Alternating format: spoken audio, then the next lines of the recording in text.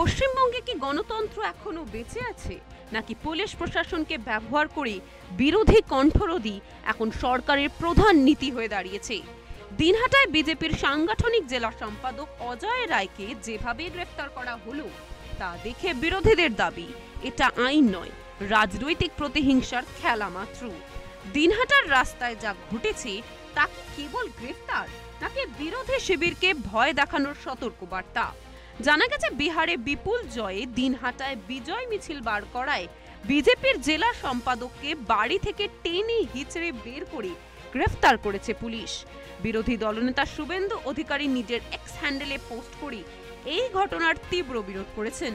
তিনি অভিযোগ করেছেন শুধুমাত্র বিজেপি করার অপরাধী কোচবিহারের বিজেপি জেলা সম্পাদক অজয় রায়কে বেআইনিভাবে গ্রেফতার করেছে দিনহাটা থানার আইসি জয়দেব মোদক ও এসআই আশরাফ আলম।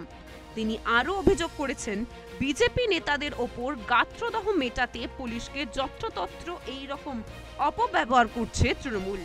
এই ঘটনায় স্থানীয়দের একাংশের অভিযোগ পুলিশ প্রশাসন পক্ষপাত দুষ্টভাবে আচরণ করছে। বিরোধী রাজনৈতিক কর্মীদের বিরুদ্ধে শাস্তিমূলক পদক্ষেপ নেওয়া হচ্ছে, অথচ অন্য ক্ষেত্রে একই গতিতে আইন প্রয়োগ হচ্ছে কিনা তা নিয়ে প্রশ্ন উঠছে।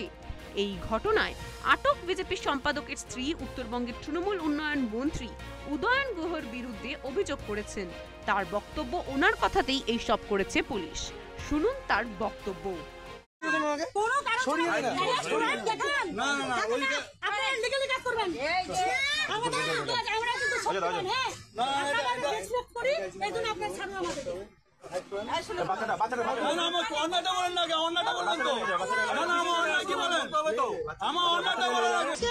বিহারে বিজেপি জিতছে, সেই জন্য সব জায়গায় এরকম বাজনা বাজিয়ে সব জায়গায় অনুষ্ঠান করছে। আমাদের এখানেও ছেলেপেলেগুলো আসছিল, ওদের কোনো দোষ নেই, এখানেই ওরা বাড়ির সামনেই করতেছিল।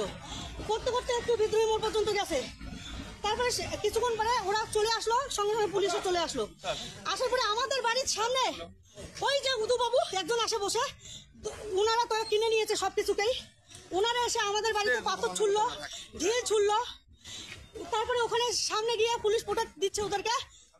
ওরা হচ্ছে ওখান থেকে স্লোগান মারছে। আর এখন বিনা কারণে আমার হাজবেন্ডকে তুলে থানায় নিয়ে গেল, কোনো কারণ ছাড়াই, কোনো অ্যারেস্ট ওয়ারেন্ট নেই, কোনো কিছু নেই। কিসের জন্য নিয়ে গেল?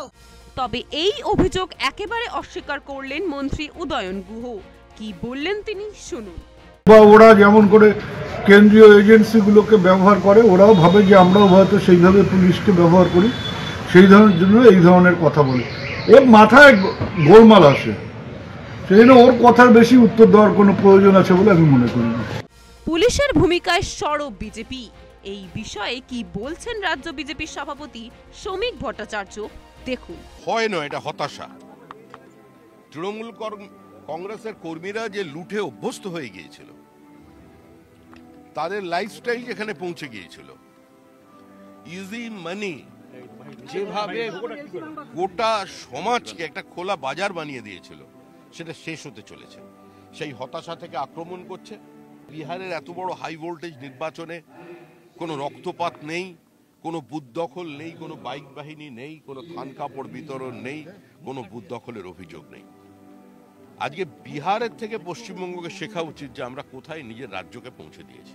দেখুন, তৃণমূল চলে যাচ্ছে, তৃণমূল চলে যাবে, কারণ মানুষ বুঝে গিয়েছেন সাম্প্রতিক ঘটনা প্রভাব থেকে যে শুধুমাত্র মৃত voter, double entry, triple entry voter দিয়ে, ফেক ভোটার দিয়ে, বাংলাদেশি মুসলিম অনুপ্রবেশকারী দিয়ে, রোহিঙ্গাদের দিয়ে নির্বাচন যদি করে, আগামী দিনে পশ্চিমবঙ্গের ক্ষমতা তাদের হাতে চলে যাবে। রাজনীতি সচেতন মানুষ তৃণমূলের এই রাজনীতির বিরুদ্ধে তাদের ঔদ্ধত্যকে 2026 সালে বাজেয়াপ্ত করবে।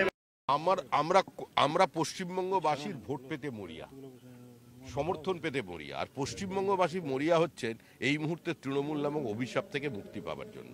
আমরা কি প্রস্তুত সেটা নির্বাচনের সময় মানুষ দেখতে পাবে।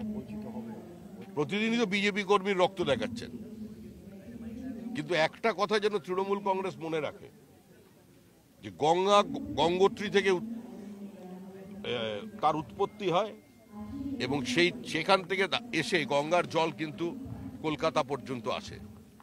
আগার যদি রক্তের স্রোতই তৃণমূল কংগ্রেস চায়, তাহলে রক্ত কিন্তু ওপর থেকে বইবে। কলকাতার রক্ত কোনোদিন গঙ্গোত্রী পৌঁছতে পারবে না। যদিও পুলিশের পক্ষ থেকে দাবি করা হচ্ছে যে মিছিলের জন্য কোনো অনুমতি ছিল না বলেই আটকানো হয়েছে, বিরোধী শিবির দাবি করছে তারা লড়াই চালিয়ে যাবে এবং আইনি পথে এই ঘটনায় অপরাধীর গ্রেফতারের জন্য সর্বোচ্চ পদক্ষেপ নেবে। দিনহাটার ঘটনা আরও একবার প্রমাণ করল পশ্চিমবঙ্গে বিরোধী কণ্ঠরোধী এখন সরকারের প্রধান অস্ত্র। আইন নয়, রাজনৈতিক প্রতিহিংসাই যেন পুলিশের নিয়ন্ত্রণ চালাচ্ছে। তবে বিজেপির দাবি ভয় দেখিয়ে গণতন্ত্র থামানো যাবে না। শেষ কথা বলবে জনগণ, আর সেই রায় কোনো রাজনৈতিক দফতর নয়, জনগণের রায়ই ফিরবে বাংলার গণতন্ত্র।